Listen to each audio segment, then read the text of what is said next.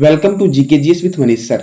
आज 5 सितंबर 2022 है और आज के जितने भी महत्वपूर्ण करंट अफेयर हैं वो हम इस वीडियो में डिस्कस करेंगे। तो आइए शुरू करते हैं। आज का पहला प्रश्न, किसे अखिल भारतीय फुटबॉल महासंघ के नए अध्यक्ष के रूप में चुना गया है? तो कल्याण चौबे को चुना गया है। किसे चुना गया है? कल्याण चौबे को। अब ऑल इंडिया फुटबॉल फेडरेशन, इसका मुख्यालय कहाँ पे है? नई दिल्ली में है। और इसकी स्थापना कब हुई थी? तो 23 जून 1937 को अखिल भारतीय फुटबॉल महासंघ की स्थापना हुई थी। अब अगला प्रश्न है, हाल ही में आईएनएस विक्रांत भारत का पहला स्वदेश निर्मित विमान वाहक पोत औपचारिक रूप से कहां से कमीशन किया गया है? तो यह किया गया है कोचीन शिपयार्ड लिमिटेड से। कहां से किया गया है? तो यह कोचीन शिपयार्ड लिमिटेड से किया गया है। ठीक है। अब अगला प्रश्न आपका है कि हाल ही में किसने सितंबर 2022 में रमन मैग्सेस पुरस्कार जीता है? तो यह जीता है बर्नार्डिट जे मैड्रिड ने जीता है। किसने जीता है? तो बर्नार्डिट जे मैड्रिड ने 2022 का रमन मैग्सेस पुरस्कार जीता है। अब ये बर्नार्डिट मैड्रिड जो आपके हैं वो कहाँ के हैं? तो ये फिलीपींस के बाल रोग विशेषज्ञ हैं। कौन है यह? तो फिलीपींस के बाल रोग विशेषज्ञ हैं। देखो, इस बार जो रमन मैग्सेस पुरस्कार देने की घोषणा की गई है वो 4 लोगों को की गई है, जिसे मैंने बताया आपको, बर्नार्डिट जे मैड्रिड। अब देखो, कोलंबियाई मनोचिकित्सक हैं सोथियारा छिम, जापानी नेत्र रोग विशेषज्ञ हैं तदाशी हतोरी। ठीक है। फिलीपींस के बाल रोग विशेषज्ञ है बर्नार्डिट मैड्रिड और फ्रांसीसी पर्यावरण कार्यकर्ता है गैरी बेंचिंगी। देखो, यह पुरस्कार मनीला में दिया जाएगा। यह पुरस्कार फिलीपींस के राष्ट्रपति रमन मैग्सेस की याद में दिया जाता है, जिनकी मृत्यु 1957 में विमान दुर्घटना में हो गई थी। कब हुई थी? तो इनकी मृत्यु हुई थी 1957 में और इनकी मृत्यु हुई थी विमान दुर्घटना में। अब देखो, यह पुरस्कार दिया किसे जाता है? तो यह पुरस्कार उन लोगों को दिया जाता है जिन्होंने एशिया के लोगों की निस्वार्थ भाव से सेवा की है। देखो, अब यह पुरस्कार को एशिया का नोबेल भी कहा जाता है। क्या कहा जाता है? तो इस पुरस्कार को एशिया का नोबेल कहते हैं। और विनोबा भावे प्रथम भारतीय थे जिन्हें रमन मैग्सेस पुरस्कार दिया गया था। ठीक है। तो प्रथम भारतीय कौन थे जिन्हें रमन मैग्सेस पुरस्कार दिया गया था? तो विनोबा भावे को दिया गया था। किसे दिया गया था? विनोबा भावे को। विनोबा भावे को। अच्छा, आज आपका प्रश्न एक है आपका कि भारत में किस व्यक्ति को सबसे पहले ज्ञानपीठ पुरस्कार दिया गया था, यानी कि ज्ञानपीठ पुरस्कार प्राप्त करने वाले प्रथम भारतीय कौन थे और प्रथम महिला कौन थी? इसका जवाब आपको कमेंट बॉक्स में देना है कि ज्ञानपीठ पुरस्कार प्राप्त करने वाले प्रथम भारतीय कौन थे और प्रथम भारतीय महिला कौन थी। ठीक है। देखो, अब अगला प्रश्न आपका है, हेम्योपैथी के गौरव के लिए विश्व स्वास्थ्य शिखर सम्मेलन का पहला संस्करण किस शहर में आयोजित किया जाएगा? तो यह किया जाएगा दुबई में। कहाँ किया जाएगा? दुबई में। देखो, पहले बात करते हैं हेम्योपैथिक की। तो हेम्योपैथिक के जनक जो आपके हैं वो कौन है? तो है हैनीमैन। कौन है? तो हैनीमैन हेम्योपैथी के जनक है। अब देखो, दुबई, दुबई है किस देश में? तो दुबई है आपका यूएई में है। कहाँ पे है ये? तो यूएई में दुबई है। देखो, यूएई मतलब क्या? यूनाइटेड अरब अमीरात। देखो, यूनाइटेड अरब अमीरात जो है ये, इसकी राजधानी क्या है? अबू धाबी है। ठीक है। और इसकी करेंसी क्या है? तो यूनाइटेड अरब अमीरात दिरहम। क्या है? इसकी करेंसी है दिरहम। और इसके प्रेसिडेंट है मोहम्मद बिन जयाद अल नयान और इसके प्राइम मिनिस्टर हैं मोहम्मद बिन रशीद अल मख्तूम। पीएम कौन है? तो मख्तूम साहब हैं। ठीक है। और प्रेसिडेंट कौन है? तो जयाद अल नयान साहब हैं। ठीक है। अब देखो, अगला प्रश्न आपका है, क्वाड 2022 वरिष्ठ अधिकारियों की बैठक की मेजबानी कौन कर रहा है? तो भारत कर रहा है। कौन कर रहा है? भारत कर रहा है क्वाड 2022 वरिष्ठ अधिकारियों की बैठक की मेजबानी। अब ये मेजबानी क्यों हो रही है और क्वाड है क्या? तो देखो, तो यह बैठक ताइवान को लेकर चीन के साथ तनाव के बढ़ने के बाद किया जा रहा है।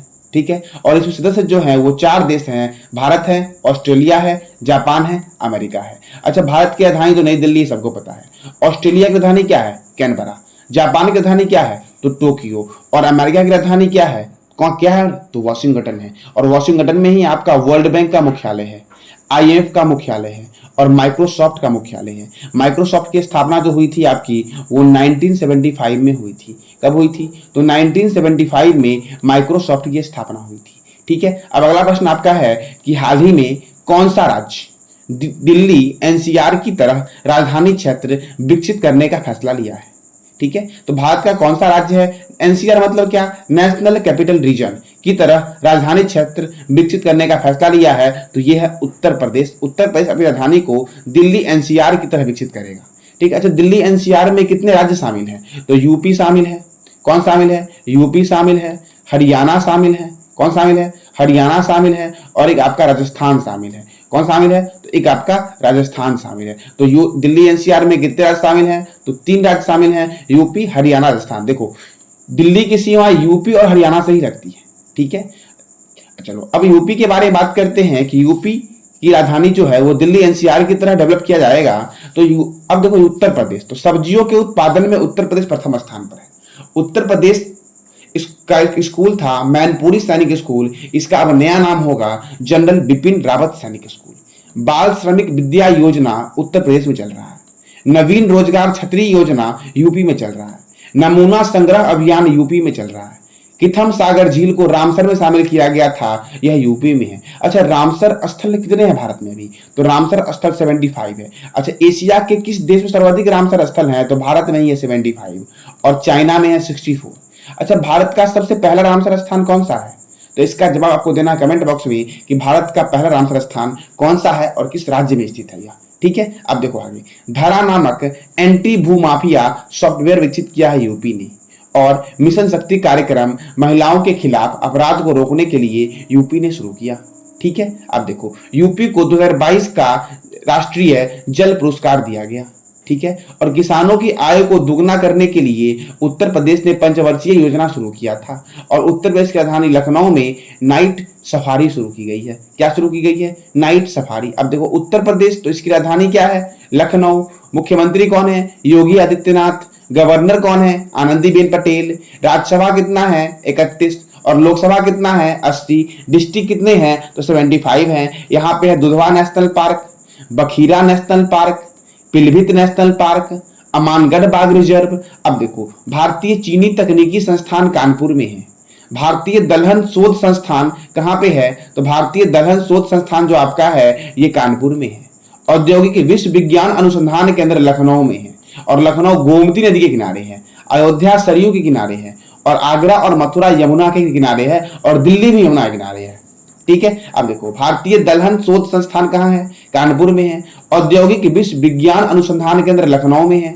केंद्रीय औषधि अनुसंधान केंद्र लखनऊ में है, और small industries development bank of India यानी कि सीडीबी का मुख्यालय जो आपका है वो भी लखनऊ में है, और इसकी स्थापना हुई थी 2 अप्रैल 1990 को। सीडीबी की स्थापना हुई थी, कब हुई थी, तो 2 अप्रैल 1990 को सीडीबी की स्थापना हुई थी। अब अगला प्रश्न है, हाल ही में किसे संसद टीवी का सीईओ नियुक्त किया गया है, मतलब चीफ एग्जीक्यूटिव ऑफिसर नियुक्त किया गया है संसद टीवी का, तो ये नियुक्त किया गया उत्पल कुमार सिंह को। किसको किया गया है, तो उत्पल कुमार सिंह को संसद टीवी का सीईओ नियुक्त किया गया। अब देखो सीईओ के बारे में बात करते हैं, तो ट्विटर के सीईओ कौन है, पराग अग्रवाल। माइक्रोसॉफ्ट के कौन है, सत्या नडेला। अमेजन के कौन है, एंडी जेसी। गूगल के कौन है, सुंदर पिचाई। एप्पल के कौन है, टिम कुक। फ्लिपकार्ट के कौन है, कल्याण कृष्णमूर्ति। फेसबुक के कौन है, मार्क जुकेनबर्ग। फिर से एक बार, ट्विटर के कौन है, पराग अग्रवाल। माइक्रोसॉफ्ट के कौन है, सत्या नडेला। अमेजन के कौन है, एंडी जेसी। गूगल के कौन है, सुंदर पिचाई। एप्पल के कौन है, टिम कुक।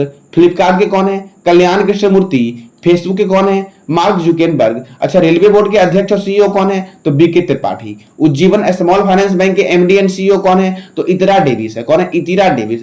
एयर इंडिया के सीएमडी कौन बने हैं, तो विक्रम देवदत्त बने हैं। कौन बने हैं, विक्रम देवदत्त। अब देखो जेट एयरवेज के नए सीईओ कौन है, संजीव कपूर। और एसबीआई जनरल इंश्योरेंस की जो सीईओ आपके हैं वो है पारितोष त्रिपाठी। कौन है, तो पारितोष त्रिपाठी। अच्छा वोडाफोन आइडिया के सीईओ कौन है, तो अजय मुद्रा है। कौन है, अजय मुद्रा। अब अगला प्रश्न आपका है कि हाल ही में कहां दिव्यांग पार्क का उद्घाटन किया गया है, तो दिव्यांग पार्क का उद्घाटन किया गया है महाराष्ट्र के नागपुर में। कहां पे किया गया है, तो महाराष्ट्र के नागपुर में। अब महाराष्ट्र की राजधानी क्या है, मुंबई। महाराष्ट्र के गवर्नर कौन है, भगत सिंह कोश्यारी। महाराष्ट्र के मुख्यमंत्री कौन है, एकनाथ शिंदे। महाराष्ट्र में राज्यसभा 31 है और लोकसभा 80 है। यहाँ का लोक नृत्य है तमाशा, लावनी, नटका, कोली। और तिलारी क्या, तो तिलारी संरक्षण रिजर्व जो है आपका, ये महाराष्ट्र कहाँ पे है, तो महाराष्ट्र में है। देखो महाराष्ट्र के इतिहास पे एक पुस्तक आई थी, Shivaji in South Block unwritten history of proud people. इसके लेखक है गिरीश कुबेर और ये महाराष्ट्र के इतिहास पे बेस्ड पुस्तक आपका है। पुणे स्टेडियम का नाम बदल के रख दिया गया नीरज चोपड़ा स्टेडियम। और सार्वजनिक शौचालय की स्थिति को सुधारने के लिए महाराष्ट्र ने राइट टू पी अभियान शुरू किया है। क्या शुरू किया है? तो राइट टू पी अभियान शुरू किया गया है। देखो, चीनी का सबसे बड़ा उत्पादक राज्य जो है वो महाराष्ट्र है और सब्जी का कौन है? यूपी है। ठीक है, मुख्यमंत्री ने हांडी दही को आधिकारिक खेल घोषित किया है। महाराष्ट्र के मुख्यमंत्री कौन है? एकनाथ शिंदे, और उन्होंने दही हांडी को आधिकारिक खेल घोषित किया है। देखो, अब मैंने कल आपसे क्वेश्चन पूछा था, जो क्वेश्चन था आपका कि हाल ही में किस बैंक ने कैशबैक लॉन्च किया है? तो एसबीआई लॉन्च किया था और इसका मैंने स्थापना ही पूछा था। आप लोगों ने इसका जवाब भी दिया कमेंट बॉक्स में। ठीक है, जितना आप जानते हो किसी के बारे में उतना आप बताओ। इससे क्या होगा? आपका रिवीजन भी होगा और प्रैक्टिस भी होगा और आपको याद भी होगा। ठीक है, कोशिश करोगे तभी कुछ मिलेगा, ऐसे आसानी से नहीं मिलने वाला है। ठीक है, तो देखो, एसबीआई की स्थापना 1955 में हुई, एचडीएफसी की स्थापना 1994 में हुई, यस बैंक की स्थापना 2004 में हुई और कैनरा बैंक की स्थापना 1906 में हुई। कब हुई? 1906 में। तो अगर आपसे पूछ दिया जाए कि निम्नलिखित में से किसकी स्थापना सबसे पहले हुई, तो क्या टिक कीजिएगा आप? तो सबसे पहले जो स्थापना हुई थी आपकी, वो एसबीआई की स्थापना सबसे पहले हुई 1955 में हुई, एचडीएफसी की 1994 में हुई, यस बैंक का 2004 में हुआ और कैनरा बैंक का 2006 में हुआ। ठीक है, अब आज का आपका प्रश्न है, ठीक है, आज का प्रश्न आपका है कि हाल ही में किस देश के सड़क का नाम AR रहमान के नाम पर रखा जाएगा? ठीक है, इसका जवाब को देना है कमेंट बॉक्स में और इसके बारे में आप जितना भी जानते हो सारी की जानकारी आप कमेंट बॉक्स में टाइप किया करो। इससे आपका बार बार रिवीजन होगा और आपको याद होगा।